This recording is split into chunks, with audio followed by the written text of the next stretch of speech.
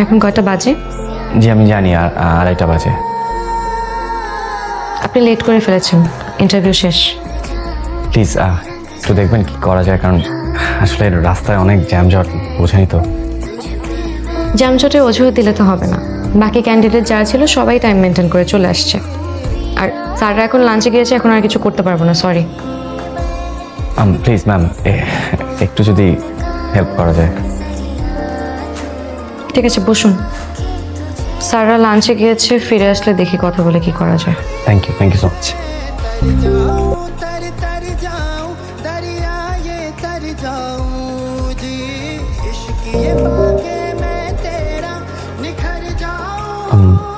Excuse me, একটা প্রশ্ন করতে পারি? আমাকে অনেক পরিচিত মনে হচ্ছে, তাই তো? জি, আপনি কিভাবে বুঝলেন? এটা না বোঝার কি আছে?